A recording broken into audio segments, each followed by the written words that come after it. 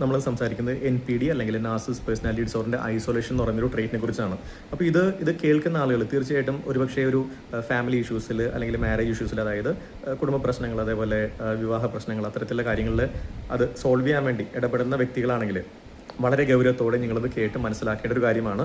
കാരണം അല്ലെങ്കിൽ നിങ്ങളുടെ അറിവില്ലായ്മ ഒരു വ്യക്തിയെ ഒരു ആത്മഹത്യയിലേക്കോ മരണത്തിലേക്കോ തള്ളിവിട്ടേക്കാം. അപ്പോൾ ഈ NPD എന്താണെന്നും അതേപോലെ നാർസിസിസ്റ്റ് പേഴ്സണാലിറ്റി ഡിസോർഡർ എന്താണെന്നും അതേപോലെ ഇതിൻ്റെ ട്രീറ്റായ ഐസൊലേഷൻ എന്താണെന്നും നിങ്ങൾക്ക് അറിയില്ല എങ്കിൽ നിങ്ങൾ ഒരു ഡോക്ടറെയോ പ്രൊഫഷണലി ക്വാളിഫൈഡ് ആയിട്ടുള്ള ഒരു ഡോക്ടറുടെയോ ഒരു സൈക്കാട്രിസ്റ്റിൻ്റെയോ അല്ലെങ്കിൽ ഒരു സൈക്കോളജിസ്റ്റിൻ്റെയോ പക്കൽ നിന്ന് ഇതിനെക്കുറിച്ച് കൂടുതൽ മനസ്സിലാക്കിയിരിക്കുന്നത് വളരെ വളരെ നല്ലതായിരിക്കും.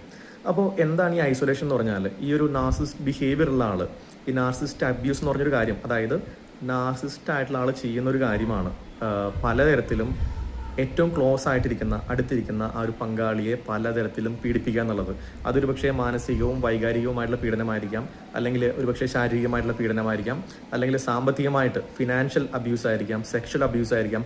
ഇത്തരത്തിൽ നിരന്തരം പീഡിപ്പിക്കുക എന്നുള്ളത് നാർസിസിസ്റ്റ് ആയിട്ടുള്ള ആളുടെ ബിഹേവിയർ ആണ്, അതായത് അവരുടെ ട്രെയിറ്റിലുള്ളതാണ് ഈ പീഡനം നിരന്തരം പീഡിപ്പിച്ചുകൊണ്ടിരിക്കുക എന്നുള്ളത്. അപ്പോൾ ഇത് പുറം ലോകം അറിയാതിരിക്കാനും ഈ ഒരു പീഡനം തുടരാനും വേണ്ടിയാണ് ഇവർ ഇരയാകപ്പെടുന്ന വ്യക്തിയുടെ ഏറ്റവും അടുത്ത സർക്കിളിൽ, അതായത് ഏറ്റവും അടുത്ത ബന്ധങ്ങൾ, മേ ബി അവരുടെ സിബ്ലിങ്സ് ആയിരിക്കാം, അല്ലെങ്കിൽ കസിൻസ് ആയിരിക്കാം, അല്ലെങ്കിൽ ഫ്രണ്ട്സ് ആയിരിക്കാം, അങ്ങനെ ഏറ്റവും അടുത്ത് നിൽക്കുന്ന ആളുകളെ ഈ ബന്ധത്തിൽ നിന്ന് അകറ്റാനായിട്ട് പരിശ്രമിക്കുന്നത്. അത് അവരെക്കുറിച്ച് ഇല്ലാത്ത നുണകളും അപവാദങ്ങളും പറഞ്ഞുകൊണ്ടായിരിക്കും അവരെ ഈ ബന്ധത്തിൽ നിന്ന് അകറ്റി നിർത്താനായിട്ട് ഇവർ പരിശ്രമിക്കുന്നത്. അപ്പോൾ അങ്ങനെ പരിശ്രമിക്കുമ്പോൾ ഇത്തരത്തിൽ ഇടപെടുന്ന ആളുകളാണെങ്കിൽ ശ്രദ്ധിക്കേണ്ട ചില കാര്യങ്ങളെക്കുറിച്ചാണ് പറയുന്നത്. ഒന്നാമതായിട്ട് ഇവർ പറയുന്ന കാര്യങ്ങൾ നുണയാണോ സത്യമാണോ എന്ന് നേരിട്ട് ബോധ്യപ്പെടുക എന്നുള്ളതാണ്.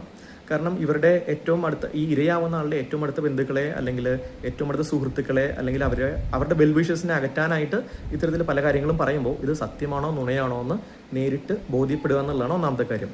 രണ്ടാമത്തെ കാര്യം എന്ന് പറഞ്ഞാൽ ഈ ബന്ധത്തിനിടയിൽ, ഈ ഒരു റിലേഷൻഷിപ്പിനിടയിൽ ഏതെങ്കിലും തരത്തിലുള്ള പീഡനങ്ങൾ നിൽക്കുന്നുണ്ടോ, അതായത് മാനസികമായിട്ടുള്ളതോ വൈകാരികമായിട്ടുള്ള പീഡനമോ അല്ലെങ്കിൽ ശാരീരിക പീഡനമോ അല്ലെങ്കിൽ ഫിനാൻഷ്യൽ അബ്യൂസ്, സെക്ഷൽ അബ്യൂസ്, അങ്ങനെ ഏതെങ്കിലും തരത്തിലുള്ള പീഡനങ്ങൾ ഈ ബന്ധത്തിലുണ്ടോ എന്നുള്ളത് അന്വേഷിച്ച് മനസ്സിലാക്കേണ്ടതാണ്.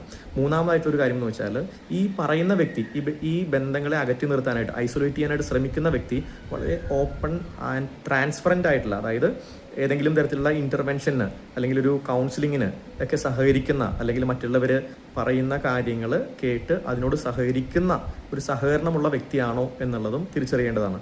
കാരണം ഇത്തരത്തിലല്ലാത്ത വ്യക്തികളാണെങ്കിൽ അവർ ഏറ്റവും അടുത്ത ആളുകളെ അകറ്റിക്കൊണ്ട് ഈ ഒരു പീഡനം കൂടുതൽ കടുപ്പിക്കാനും അത് ഒരു ആത്മഹത്യയിലേക്കോ മരണത്തിലേക്കോ കൊണ്ടെത്തിക്കാനുള്ള സാഹചര്യം വളരെ കൂടുതലാണ്.